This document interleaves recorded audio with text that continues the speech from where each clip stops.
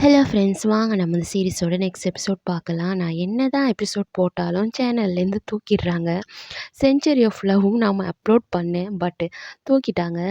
பரவாயில்ல, நான் மறுபடியும் எடிட் பண்ணி போடுறேன். சரி, ஓகே, வாங்க நம்ம இந்த சீரிஸை பார்க்கலாம்.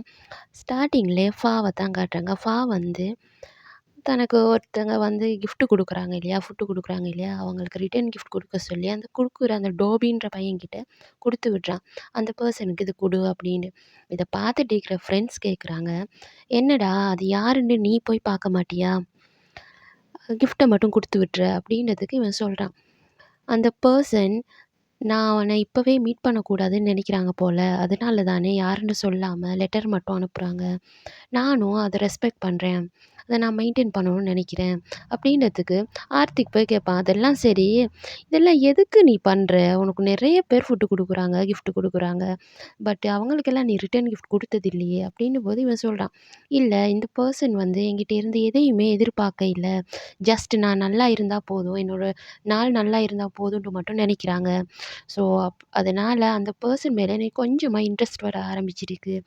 அவங்க யாருன்னு நான் தெரிஞ்சுக்கணும்னு நெனைக்கிறேன். அவங்கள பத்தின டீட்டெயில்ஸு அவங்க எப்படி விரும்புகிறாங்களோ அது மாரி நான் தெரிஞ்சுக்கணும்னு நெனைக்கிறேன். அது மட்டும் போதும் அப்படின்னு சொல்றான்.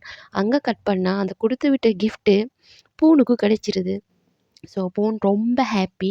அவனோட ஃப்ரெண்ட்ஸ் எல்லாம் அப்படியே ரொம்ப ஹாப்பியா அவன கலாய்ச்சிக்கிட்டு, "டேய் மச்சான், சக்ஸஸ் ஆயிட்டுடா! எப்புட்றா உன்னால மட்டும் இப்படி முடியுது? பார்த்தியா? நம்ம நெனைச்சது நடந்துடுச்சு." அப்படின்ற மாரி பேசும்போது, அங்க இருக்கிற மத்த ஃப்ரெண்டு கேட்குறான். "ஒரு வேள ஃபாக்கு உன்ன புடிச்சிருக்கா? இல்ல அந்த லெட்டர் அனுப்புற அந்த பெர்சன புடிச்சிருக்கா? கரெக்ட்டா என்னன்னு தெரியாம அவசரப்பட்டு சந்தோஷப்படாத" அப்படின்னு சொன்னதும், பூனோட முகமே வாடிருது. இத பார்த்துட்டு டெர் சொல்றான். "ஏன்டா நீ சும்மா இருக்க மாட்டியா?" இப்பதான் அவன் கொஞ்சமா சிரிச்சான். "சரி விடு, நான் பூன்கிட்ட கேட்குறேன்.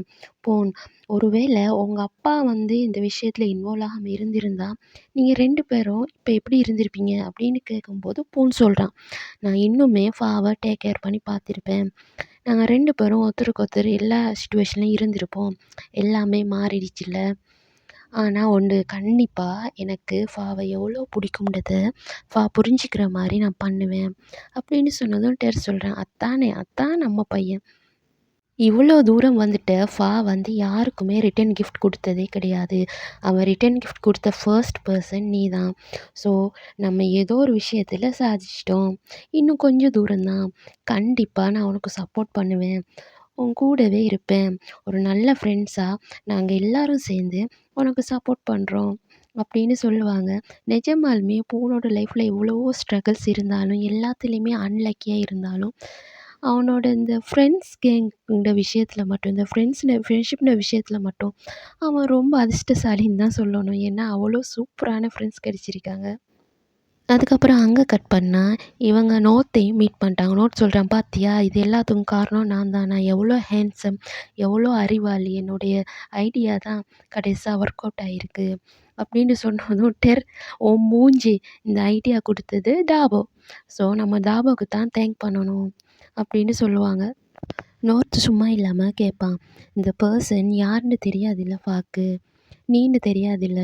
அப்புறம் எப்படி இவ்வளோ ஹாப்பியா இருக்க?" அப்படின்னும்போது மறுபடியும் பூன் சோகமா மாறுவான். ஸோ, வேற யாரோ நெனச்சு தான் ஃபா வந்து ரிட்டர்ன் கிஃப்ட் குடுத்திருப்பானா? ஒருவேள அது நான்னு தெரிஞ்சிருந்தா, அவன் இத பண்ணியிருக்க மாட்டானா? அப்படின்னுலாம் யோசிப்பான். அதுக்கப்புறம் நார்த் கேட்கான். "சரி, உனக்கு ஃபாவ பிடிக்கும்ன்றது ஃபாக்கு தெரியுமா?" அப்படின்றதுக்கு பூன் சொல்லுவான்.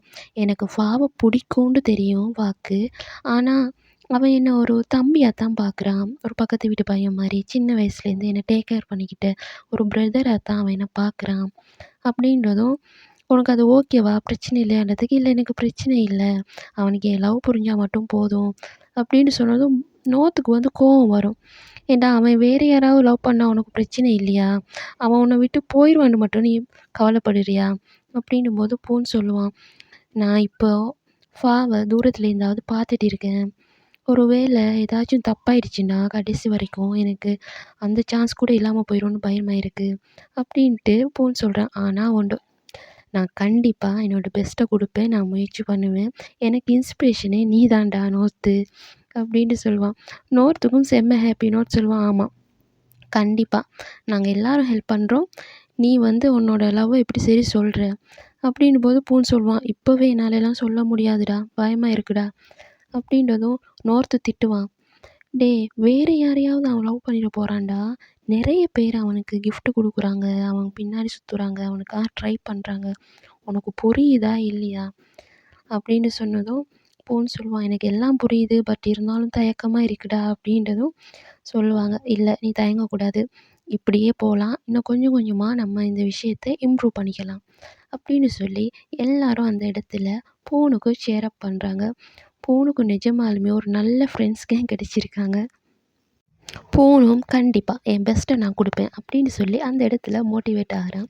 அதுக்கப்புறமா அடுத்த நாள் மார்னிங் தான் காட்டுறாங்க. டெர்ரும், ஹில்லும் அப்படியே உட்காந்து கொஞ்சிக்கிட்டு இருக்காங்க. அங்க வார ஃப்ரெண்ட்ஸு கேட்குறாங்க, "ஓ! இதுக்காக தான் அடிச்சு பிச்சு காலையிலேயே வந்தியா? டிஸ்டர்ப் பண்ணிட்டோமா? கிளாஸ் இருக்குடா, வாடா போலாம்." அப்படின்னு சொல்லி கலாய்ச்சிக்கிட்டு டெர்ர வந்து அங்கேருந்து கூட்டு போறதுக்காக வந்திருப்பாங்க. பட் எதிர்பாராத விதமா பூன் திரும்பும்போது பின்னாடியே வந்து நிப்பான். அவங்க 2 பேரும் ரொம்ப க்ளோஸ் அப்ல ஃபேஸ் டு ஃபேஸ் பார்த்துப்பாங்க. இவங்க 2 பேரும் இப்படி பார்த்துக்கிறத, அங்க இருக்கிற ஃப்ரெண்ட்ஸும் அப்படியே கடக்கண்ணால பார்த்துட்டு இருப்பாங்க. இந்த ஃப்ரெண்ட்ஸ் ரியாக்ட் பண்றது, அப்புறமா பூன பார்க்குறது, இது எல்லாத்தையுமே ஹில்லும் நோட் பண்ணுவான். "என்னடா நடக்குது இங்கன்ற?" மாரி. அப்புறமா ஹில் கேட்பான், "அ என்னப்பா காலையிலேயே வந்துட்ட, ஏதாச்சும் வேலையா?" அப்படின்றதுக்கு, "ஆமா இம்பார்ட்டன்டான வேலை" அப்படின்னுவான். அந்த கையில வந்து அந்த கிஃப்ட்ட கொண்டு வருவான் இல்லையா? அத பார்த்ததுமே ஹில் கேட்பான், "ஓ! ரொம்ப இம்பார்ட்டன்டான வேலையோ?" அப்படின்னு. இத வந்து டெர்ரும், ஃப்ரெண்டும் பூன் கூட நின்டு, போகாம அங்க நின்டு அப்படியே ஸ்லோவாகி அத கேட்டுட்டு தான் போவாங்க. சொல்லியிருப்பான் இல்லையா? ரொம்ப இம்பார்ட்டன்டான ஒர்க் அப்படின்ட்டு. ஸோ அத கேட்டதும் இவங்களுக்கு அப்படியே ஹேப்பியா இருக்கு. கிளாஸ் ரூம்ல வந்து அப்படியே சிரிச்சுக்கிட்டு, பூனோட ஃபேஸ்லலாம் 1000 வோல்ட் பல்பு பத்துது. பூனுக்கு அவ்வளோ ஹேப்பி. ஃப்ரெண்ட்ஸ் எல்லாம் சொல்றாங்க, "வாவ்! ஃபாக்கு ரொம்ப இம்பார்ட்டன்டான வேலையான்டா. உன்னோட கிஃப்ட்ட கலெக்ட் பண்றதுக்காக வேண்டியா ஏர்லி மார்னிங்கே அவன் வந்திருக்கிறான் பாத்தியா? அப்போ அவன் உன்னை எவ்வளோ இம்பார்ட்டன்ட்டா நினைக்கிறான்." அப்படின்னு சொல்லி டெர்ரும், ஃப்ரெண்டும் கலாய்ப்பாங்க. பூனுக்கும் அவ்வளோ சந்தோஷம். "சரி ஓகே கலாய்க்காதீங்கடா, விடுங்கடா. இன்னும் நான் நெறைய தூரம் போக வேண்டியிருக்குடா." அப்படின்னு சொல்றதுக்கு அந்த ஃப்ரெண்டு சொல்லுவான், "ஆமா, நீ ஆமா வேகத்துல போற. எப்போ போய் முடிப்பியோ?" அப்படின்னதும் பூன் எந்திரிச்சு அடிக்கிறான். "கொஞ்சம் நேரம் பேசாம இருங்கடா. கொஞ்ச நேரம் என்ன ஹேப்பியா இருக்க விடுங்கடா. ப்ளீஸ்டா." அப்படின்னு. ஃப்ரெண்டும் சொல்றான், "சரி, சரி கனவு உலகத்துக்கு போ. போய் கனவு கண்டுக்கிட்டே இரு. இப்படியே இரு." அப்படின்னு சொல்லி அதுக்கப்புறமா கிளாஸுக்கு டீச்சர் வந்துடுறாங்க. எல்லாரும் பாடத்த கவனிக்கிறாங்க. பட் நம்ம பூன் மட்டும் வேற உலகத்துல அப்படியே மிதக்குறான். அங்க கட் பண்ணி தான் காட்டுறாங்க. வந்து ஃபோன்ல சர்ச் பண்ணிட்டு இருக்கிறான். என்ன கிஃப்ட் அடுத்தது குடுக்கலாம்? சாக்லேட் குடுக்கலாமா? அப்படின்னு. பொதுவா வந்து சாக்லேட் வந்து லவ்வர்ஸுக்குள்ள தானே ஷேர் பண்ணிப்பாங்க. ஸோ அது நல்ல ஐடியாவா? என்னதுன்னு யோசிச்சுட்டு இருப்பான். ஆர்டர் பண்ணிட்டான் போல. அது வந்து பூன் கையில கிடைச்சிருது. ஸோ பூனும் வேகமா ரூமுக்கு வந்து, என்ன கிஃப்ட் குடுத்துருக்கான் அப்படின்னு தான் பார்க்குறான். பார்த்தா அதில சாக்லேட் இருக்கு. இத பார்த்ததும் ஃபோனுக்கு அவ்ளோ சந்தோஷம். அப்போ ஏதோ ஒண்ணு இருக்குல்ல, அந்த மாரி நெனச்சுக்கிட்டு அவன் ரொம்ப ஹேப்பியா இருக்கான். எப்பவுமே பூனை அழுத மாரியே தான் பார்த்துட்டு இருப்போம். எப்பவுமே அழுத மாரியே அவனோட கண் இருக்கும். பட் இப்ப தான் ஹேப்பியா இருக்கிறான். அப்புறமா மொட்டை மாடிக்கு வந்து வீடியோ கால் பண்ணி நோர்த்து கூட பேசுறான். நோர்த்தும் கலாய்க்கிறான். "சாக்லேட் வேணுமாடா? நானும் சாக்லேட் தான்டா சாப்பிடுறேன்" அப்படின்னு. பூன் சொல்லுவான், "இல்ல வேணாம்." அப்படின்னதும், "ஓ! நாங்க குடுக்குற சாக்லேட்டெல்லாம் சார் தின்ன மாட்டாரு. சாருக்கு சாக்லேட் குடுக்குறதுக்குன்னே ஸ்பெஷலா வேற பெர்சன் இருக்காங்க. அதுவும் ரொம்ப காஸ்ட்லியான, ரொம்பவுமே எக்ஸ்பென்சிவான, பிராண்டடான சாக்லேட்." அப்படின்னு சொன்னதும் பூன் சொல்லுவான், "டேய் கலாய்க்காதடா." அப்படின்ட்டு பேசிட்டு இருப்பான். அதுக்கப்புறமா நோர்த்து சொல்லுவான், "டேய் எனக்கு என்னமோ அவனுக்கு உன்ன புடிச்சிருக்குன்னு நெனைக்கிறேன்டா." அப்படின்னு. பூனும் திங்க் பண்ணுவான். அடுத்த நாள் காலேஜில தான் மறுபடியும் காட்டுறாங்க. ஃப்ரெண்ட்ஸ் எல்லாரும் உட்காந்து பேசிட்டு இருக்கும்போது, "எங்க நோர்த்த மட்டும் காணோம்." அப்படின்ன மாரி பேசும்போது பூன் சொல்லுவான், "நோர்த்து கிட்ட ஏதோ ஒரு பாசிட்டிவ் எனர்ஜி இருக்குடா." டெர்ரு சொல்லுவான், "உன் மூஞ்சி. அவன்கிட்டயாவது பாசிட்டிவ் எனர்ஜியாவது. ஏன்டா அப்படி சொல்ற?" அப்படின்றதும் பூன் சொல்லுவான், "நானும் அவன மாரி இருக்கோன்னு நெனைக்கிறேன்டா." அப்படின்னதுக்கு ஃப்ரெண்ட்ஸ் சொல்லுவாங்க, "வேணாம் நீ நீயாவே இரு." அப்படின்ட்டு. அங்க கட் பண்ணா, வந்து ரூமுக்கு போவான். அங்க பார்த்தா, நம்மளோட ஆர்த்திக் தான் தூங்கிட்டு இருப்பான். இவன் போய் அவன தலைவலியால அடிச்சு எழுப்பி விடுவான். அதுக்கப்புறம் ஆர்த்திக் சொல்லுவான், "ஓ! பகல் ஆயிடுச்சா?" அப்படின்றதுக்கு, "டேய் ஈவினிங்கே ஆயிடுச்சுடா. காலையில டியூஷன் போயிட்டு முடிச்சுட்டு டியூட்டரிங் முடிச்சுட்டு அதுக்கப்புறமா காலேஜுக்கு போய் லெக்சரிங் முடிச்சுட்டு வீட்டுக்கும் வந்துட்டேன். நீ இன்னமும் தூங்கிட்டு இருக்க. தம்பி கூடிய சீக்கிரம் உன்ன காலேஜை விட்டே அனுப்ப போகிறாங்க. நீயும் அனுபவிக்க போகிற அப்படின்றதுக்கு ஆர்த்திக் சொல்கிறான். அதுக்கு தான் நீங்கள்லாம் இருக்கீங்கல்லடா, எனக்கும் சேர்த்து ஒரு சைனை போட்டுட வேண்டியது தானே அப்படின்ட்டு அவனுக்கு வாமிட் வர மாதிரி ட்ரிங்க் பண்ணியிருப்பான் போல்.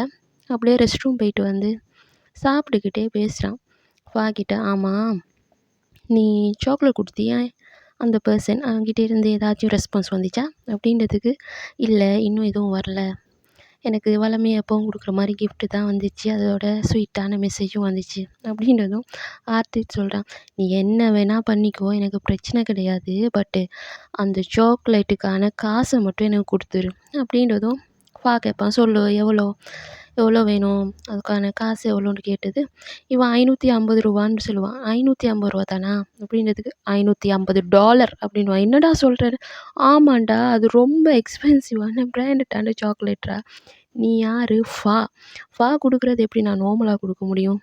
அதனால தான் ரொம்ப எக்ஸ்பென்சிவான சாக்லேட்டே ஆர்டர் போட்டேன்.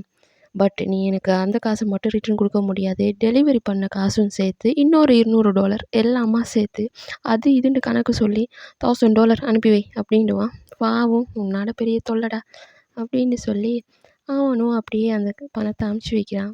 அதுக்கப்புறமா இதை பார்த்துட்டு ஆர்த்திக் சொல்கிறான். இவ்வளோ நாளும் ஜோஹானும் ஹில்லும் அவங்களோட காசை காதல்ன்ற பேரில் கரைச்சிக்கிட்டு இருந்தாங்க. இப்போ அந்த கேங்கில் நீயும் போய் ஜாயின்ட் ஆகிட்ட.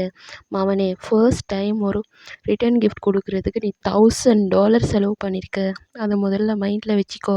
இப்போ தான் ஸ்டார்டிங்கு, இனிமே தான் பிகினிங்கு. இதுக்கப்புறம் உன்னோட காசு அப்படியே தண்ணியாக கரைஞ்சி போயிரும்டா. அது கரைக்கிறதுல எனக்கும் ஒரு பங்கு இருக்குடா அப்படின்னு சொன்னதும் பாப்பா சொல்லுவான். உனக்கும் ஒரு நாள் வரும் தம்பி, அப்போ உனக்கு புரியும் அப்படின்றதுக்கு. லவ்வா எனக்கா? சே வாய்ப்பே இல்லை அப்படின்னுவான். ஆனால் ஆர்த்திக்கோட ஆள் நம்ம தாவோ தான். தாவோ ஆர்த்திக்கோட படுற பாடை சீசனில் வருமானு தெரியல, பார்க்கலாம். அதுக்கப்புறமா சொல்லுவான். ஒழுங்காக க்ளீன் பண்ணிடு, டேபிளில் ஒன்று கூட இருக்கக்கூடாது, முழுசாக க்ளீன் பண்ணிவிட்டு இங்கேருந்து கிளம்பிப்போ அப்படின்னு சொல்லிட்டு அவன் போயிட்டு உட்காந்து படிச்சுக்கிட்டு இருப்பான். ஆர்த்திக் மறுபடியும் போயிட்டு சும்மா இருக்க விடாமல் ஏதாச்சும் ஒரு கேள்வி கேட்டு நோண்டிக்கிட்டே இருப்பான்.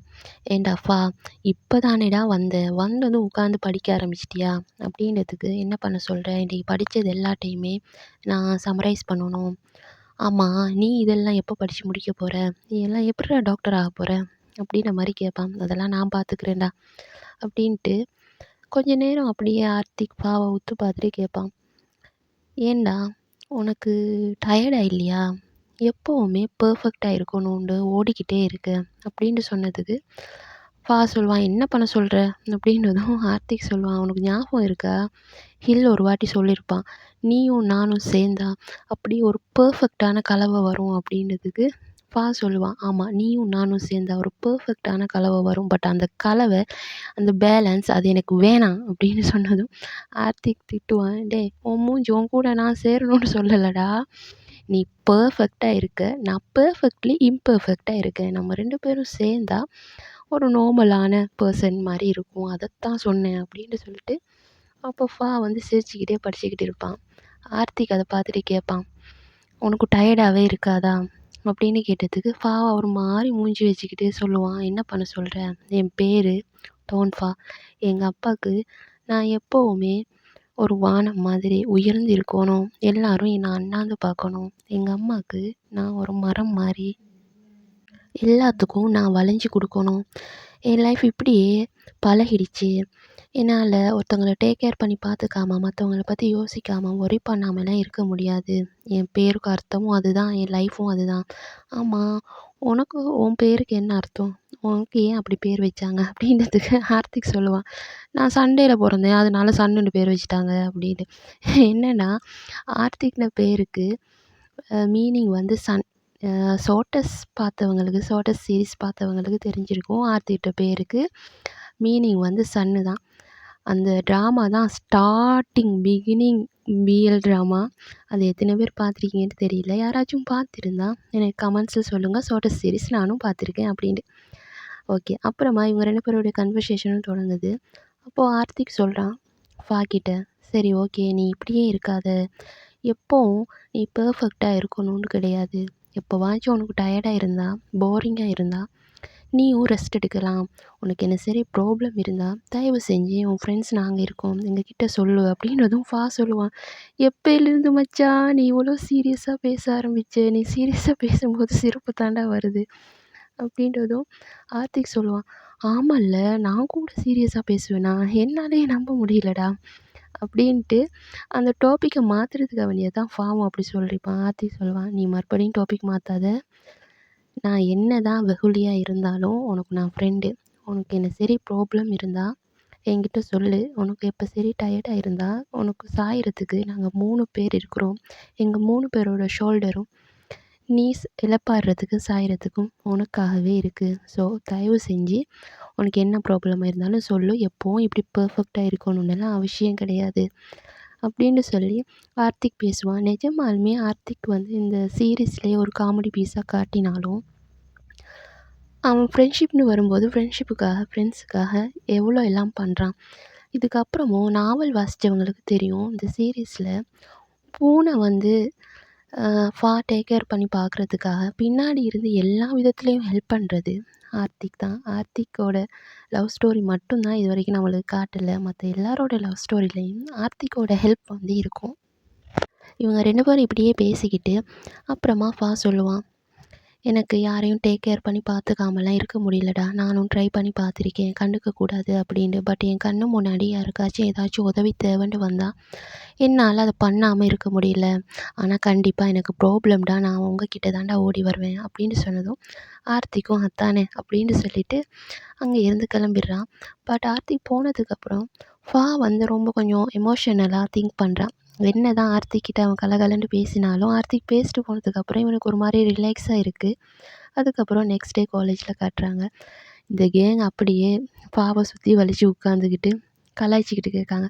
என்னடா என்னாச்சு? ஏதோ சாக்லேட் வாங்கினியாமா? அப்படின்னதும் ஆர்த்திக் சொல்லுவான். அதுவும் சும்மா இல்லைடா, $550 பெறுமதியான சாக்லேட்ரா அப்படின்றதும் ஹில் யோசிப்பான். ஓ! அவ்வளோ எல்லாம் எக்ஸ்பென்சிவான கிஃப்ட்டா? சாக்லேட்டா? வெறும் சாக்லேட்டுக்கு அவ்வளோவா? யாருக்குடா? அப்படின்னு கேட்டதும் சொல்லுவான். இதில் என்னடா இருக்குது? அவன் எனக்கு டெய்லியும் கிஃப்ட் அனுப்புகிறான். ரிட்டன் நான் அவன்கிட்ட கொடுக்கணும்னு நினச்சேன். இது என்ன வியர்டாவா இருக்குது? அப்படின்னு கேட்டதுக்கு ஜோஹான் சொல்லுவான். வியர்டாலாம் இல்லை. அது வேறு யாரும் பண்ணியிருந்தா வியர்டாக இருக்காது. பட் நீ பண்ணுறது தான்டா வியர்டாக இருக்குது. உண்மையை சொல்லு. யாராவது ஸ்பெஷல் பர்சனாக இருந்தால் மட்டும் தான்டா இது பண்ண முடியும் அப்படின்னு சொன்னதுக்கு கொஞ்ச நேரம் யோசிச்சுட்டு அப்புறமா சொல்கிறான். சரி கலாய்க்காதீங்க, எனக்கு அவனை பிடிச்சிருக்கு அப்படின்றதும் முழு கேங்குமே அப்படியே ஒரு பெருமூச்சு இழுத்து விட்டு, அதானே பார்த்தேன், நம்ம பையனுக்கு கூட ஒருத்தங்க மேலே ஃபீலிங்ஸ் வர ஆரம்பிச்சிருச்சுடா அப்படின்ட்டு ஜோஹான் வந்து கேட்பான். சரி அந்த பர்சனை நீ பார்த்துருக்கியா? இல்லை நான் பார்த்ததில்ல. பார்க்கணுன்னு நினச்சிருக்கியா? இல்லை. அப்புறம் எப்படி மச்சான்? அப்படின்றது எல்லாம் அப்படித்தான் அப்படின்னு சொல்லிட்டு அதுக்கப்புறமா வெளியில் போகிறாங்க. அங்கே பார்த்தா வழமையாக ஒரு பொண்ணு ஃபுட்டு கொடுப்பா இல்லையா, கிஃப்ட்டு. அவன் கொடுக்கும்போதும் இவன் வானான்டுவான். ஃபர்ஸ்ட் டைம் ஒருத்தங்க கொடுக்குறது இவன் வானான்னு சொல்கிறான். அதை பார்த்துட்டு ஃப்ரெண்ட்ஸுக்கே ஒரு மாதிரி ஆச்சரியமாக இருக்குது. அதோடு நான் இந்த பாட்டை கட் பண்ணுறேன். நெக்ஸ்ட் பார்ட்டில் பார்க்குறேன் மக்களே. பாய்.